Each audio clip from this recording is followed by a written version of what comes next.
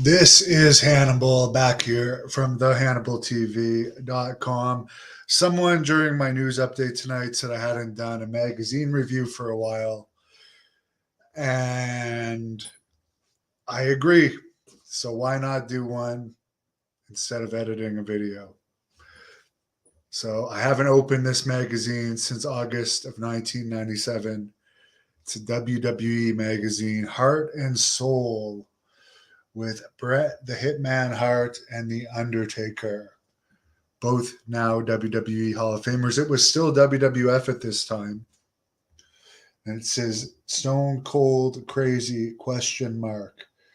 Is Austin set to unleash his psychotic plot? I don't remember this at all. And then there's something that says your SummerSlam $1 million chance. I don't remember that contest either. And a look back at SummerSlam, a decade of heat. That's right. The first one was 1988. This would have been the 10th. 88 would have probably been my favorite SummerSlam, with 89 a close second. 88, of course. I was talking to someone from the New York City area recently who was at Madison Square Garden through Hogan's run. And he said the biggest pop he ever heard in Madison Square Garden was when the Ultimate Warrior beat the Honky Tonk Man. Okay. So here's the whole $1 million chance. It pays to watch the SummerSlam. So what, you get $1 million to watch the pay-per-view and a trip. That's pretty cool. And we see Hawk giving the neck breaker to, I think that's Phil LaFon. And Gilbert. Remember Gilbert? A lot of people, or I recently interviewed Randy Hogan, who looked a lot like Hulk Hogan from WCW. And it is weird they didn't bring him in during the Attitude Era to do a Hulk Hogan jobber character. This is when they showed the Fanatics, where you could write in and you'd have your picture put in. That's funny. Oh, guess who this secret superstar baby is? Millions of fans claim this secret superstar has the luck of the Irish. In fact, his name says it all. Oh, it's Ken Shamrock. I don't even have to ask the first clue. That's definitely Ken Shamrock, who was in WWE at this time. Fan letters and a drawing of Vader, who I did a great interview with. More on Vader, who never got as popular in WWE as WCW. There's Earl Hebner, which I was talking about Abyss earlier. Earl Hebner actually refereed my match with Abyss. And Nick Patrick refereed one of my Deep South wrestling matches. So I actually got my two favorite referees, my favorite from WWE and my favorite from WCW, to referee two of my matches in my career. So that's pretty cool. Bret Hart and Jim Neidhart. This is, I guess, to survive. Jim Neidhart would have been in. Would he not have been in WCW by this point? Because the Survivor Series. Oh no, this was August '97. August '97. This was right before the screw job. What am I thinking? It's almost midnight. I had a good workout. There's Tito Santana, the natural father of Jenny Santana, who is too afraid, supposedly, that she's after money to want to talk to her. Where was WWE going in July? Worcester, Massachusetts, St. John's, Newfoundland. They haven't been there forever. Sydney, Nova Scotia. They haven't been there forever. They were there July 20th. Halifax, Nova Scotia. I don't think they've been there since the pandemic. In August, they were in Orlando, Biloxi, Miami, Bethlehem, East Rutherford, New Jersey. That's where SummerSlam was. The night before, they were in Poughkeepsie, New York, where they used to do a lot of their TV tapings. Which who knows if that was a TV taping or not. Mr. Monday Night, Rob Van Dam. There's a bunch of interviews on this channel of me and Rob Van Dam. Now, who is this guy? Oh, Scott Putski. There's Scott Putski. I have to say he's a bit of a strange person. He's said he would do interviews with me a bunch of times. I did one with his father, Ivan Putski. They got like 20 or 30,000 hits. And I wanted to do one with him. It may the Ivan Putski one might even have more than that. It might be 50,000 hits by now. But Scott, I don't know. He's very flaky, so I don't know if it'll ever happen. Hey, here's that famous picture of the Heart Foundation. By the way, if anyone wants to buy this magazine, I put the link in the description if anyone wants to buy it off of me. I'm selling it for the same price I bought it for, $3.50 Canadian. Another one. This was before all the tragedy. This was before Brian Pillman died. And this was actually before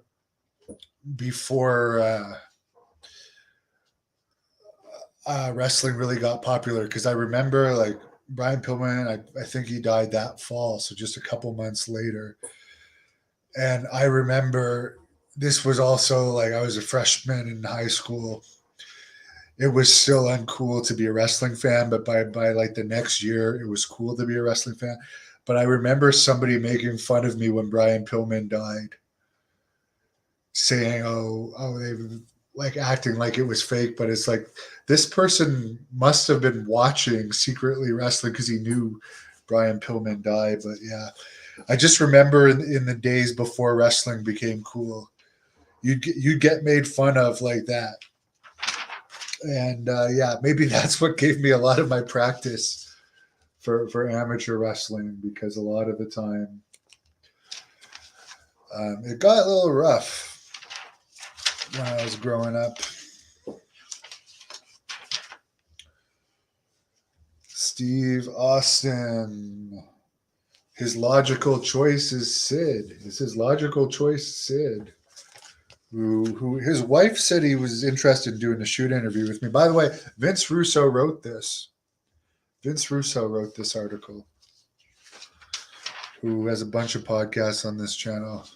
I don't remember if Austin wrestled Sid. I have no recollection of it at all.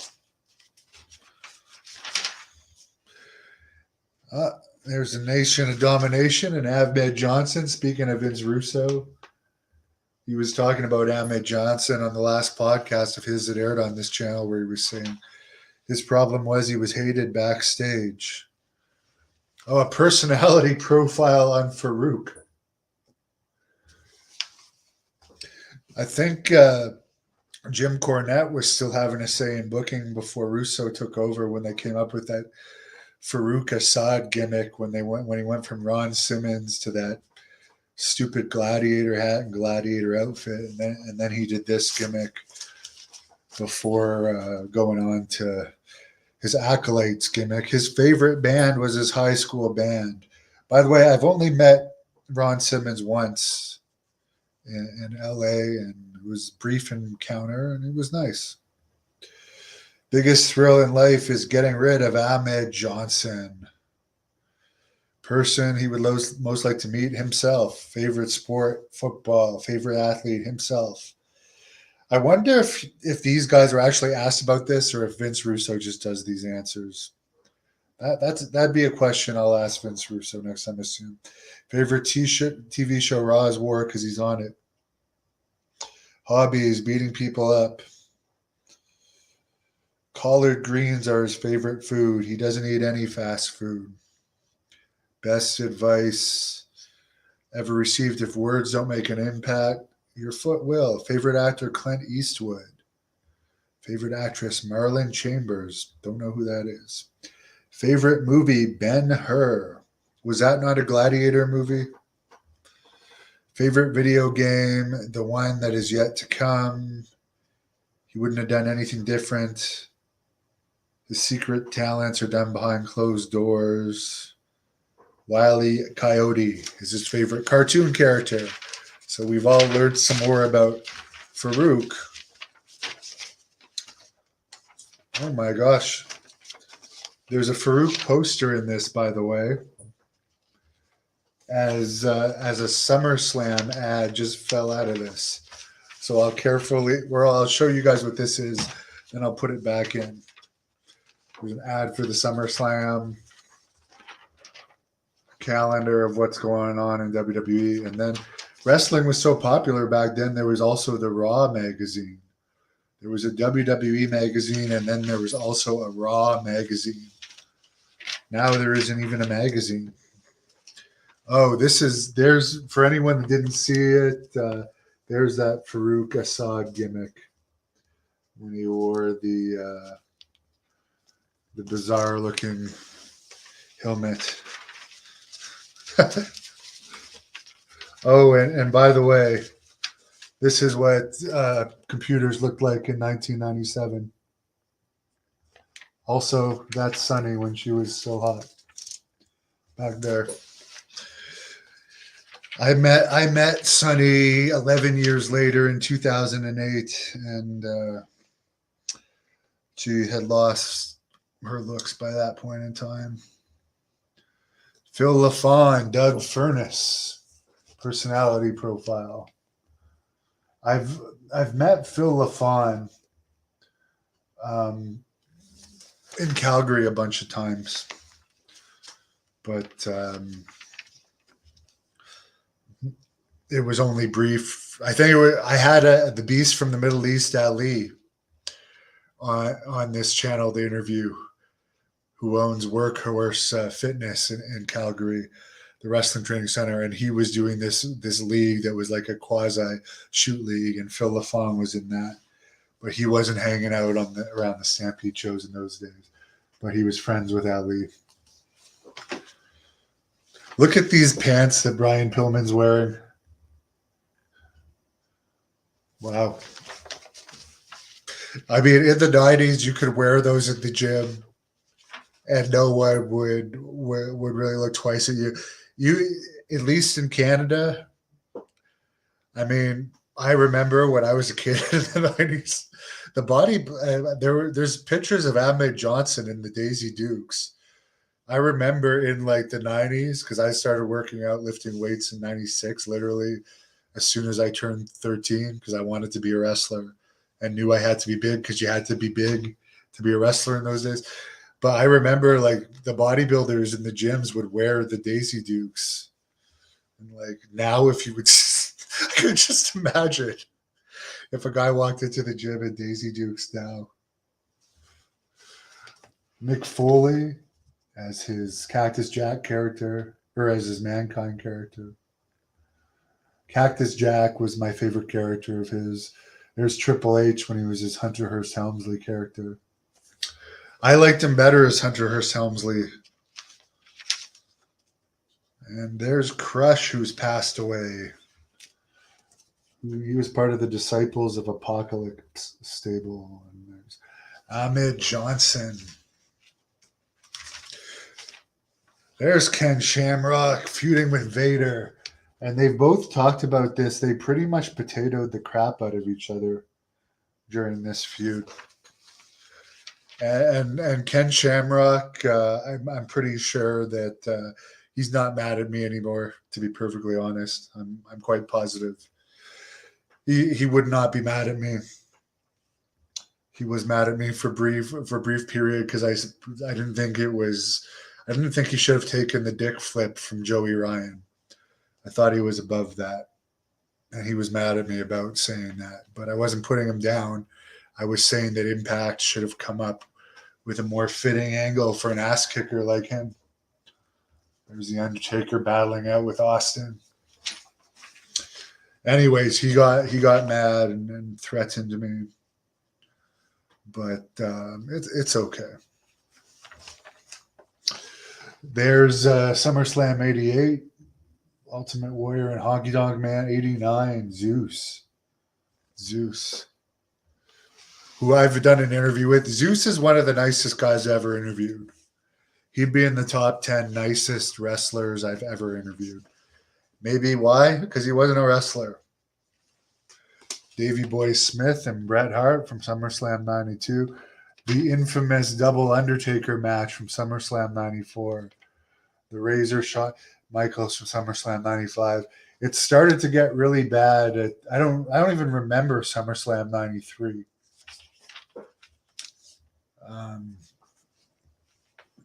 92 was a great one, though. I remember 92 vividly. One problem with SummerSlam '96 was, and I think Vader and I even talked about this, they had the Shawn Michaels versus Vader match at all the house shows leading into SummerSlam '96, including one that I saw right here in Ottawa, Canada, that I posted a newspaper clip in my YouTube stories today that you guys could look up on your cell phones. Like, they had this match all around the loop, and Shawn Michaels won clean. So it's like, I remember getting buying the program, and it's like on the front of the program, there's like an advertisement for Shawn Michaels against Vader at SummerSlam. But it's like, we're seeing this match tonight, and the challenger's losing. Why the hell would I buy this pay-per-view? Oh, speaking of nice wrestlers, Hillbilly Jim. Hillbilly Jim might be the nicest wrestler I ever interviewed. The only wrestler I ever interviewed to actually buy me dinner after. There is, by the way, I've also interviewed Henry Godwinn. I have interviewed Henry Godwinn. Not Phineas yet, but Dave Penzer did a Phineas interview with me. Here's an interesting one. Interesting shirt there, Marlena, who I've done an interview with. But that's like a very provocative shirt right there. I don't remember that one. But that just goes to show you, this was before WWE went corporate. They went corporate in '99. Oh, I love this pointing one of Austin. That's Jacques Rougeau's. He taught me this one. It's a good baby face photo with a little smile. That's like your classic baby face wrestler pose. Triple H in China, who he dumped for Stephanie McMahon, and which ended up being a great political move for him. Would he be running WWE right now if he had stayed with China? The Rock, showing off his technical abilities. People would still, even in the late '90s, you'd order videos off of like a card that you'd have to write your credit card information on from a magazine. Oh, I remember this one. I actually bought this video because Stone Cold said so. I bought it at Survivor Series '97. You want to know why everybody wanted this video? Because it contained some ECW scenes. And in those days, there was no YouTube. And there was no, like, you only read in the magazines about ECW. I know some tape traders, which at this point in time, only the really advanced people knew about tape trading, the real smart marks. Because I remember everybody wanted this to see the ECW scenes, because it was like that forbidden company that you'd only read about, especially up here in Canada, because it didn't air on any of our networks. Their TV show wasn't until a few years later. But yeah, I remember buying that solely because it contained ECW footage, but in the end, it was just a couple of his ECW promos. And then 2019, I think it was, I actually talked to Austin on the phone. Never would I have imagined that I would talk to Austin on the phone back in those days. Skittles! Anyways, anyone wants to buy that, I put the link in the description. Let's see what comments you guys have. There's a lot of comments. Holy. Hello, Grandma Daisy. I don't know who Rhett Titus is. Send me his contact info, Great North Wrestling, gmail.com. Jason had magazines. I think I kept buying the magazines until I became a wrestler in the fall or in July 2001. My favorite year in pro wrestling was probably, while looking back on it, 1985. But for me personally, 89 was the year that I became a wrestling fan and went to my first live event, which was Brutus Beefcake against Macho Man main event, the Ottawa Civic Center, where I ended up getting my dream of wrestling in that arena. About 19 years later, but yeah, 85. 85 wrestling was so hot.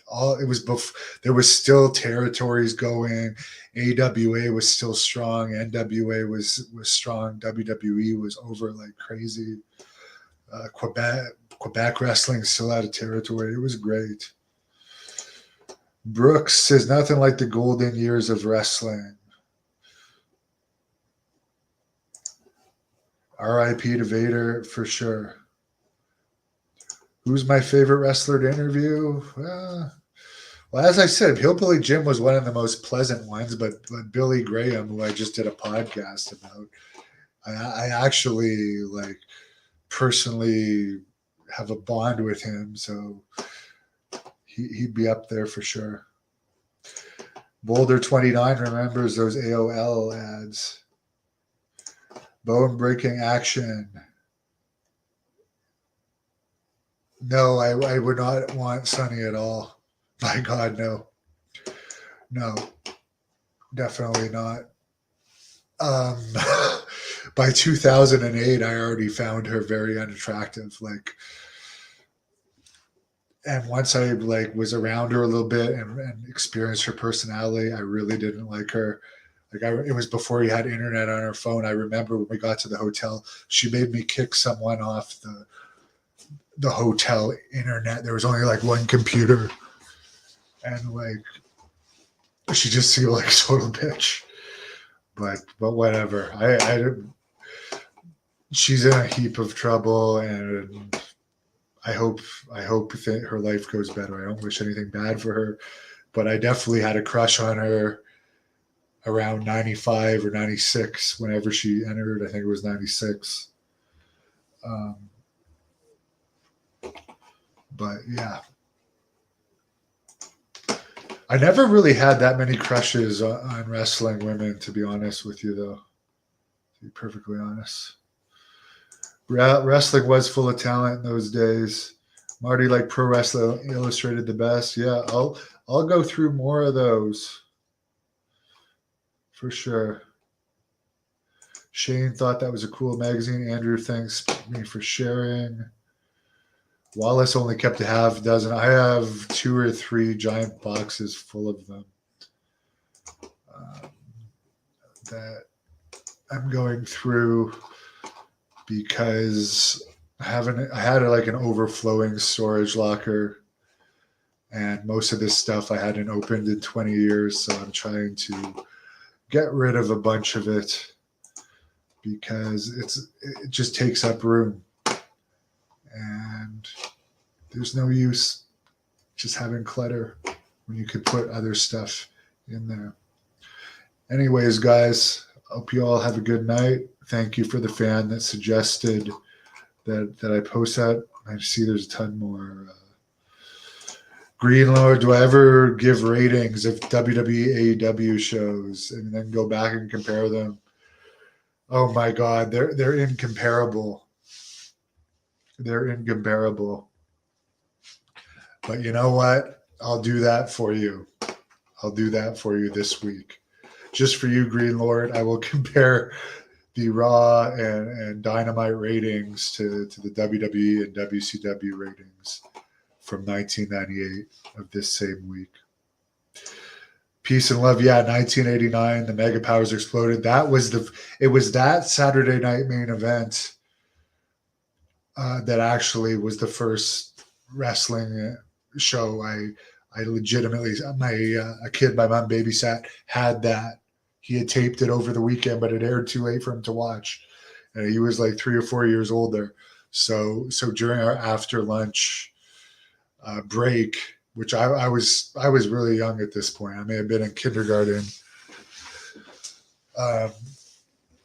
He put in this tape, and I saw the whole Mega Powers Explode thing, and it was like it had me hooked. See you guys later.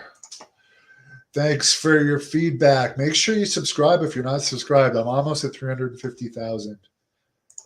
And every subscriber counts. Wish everybody a great night.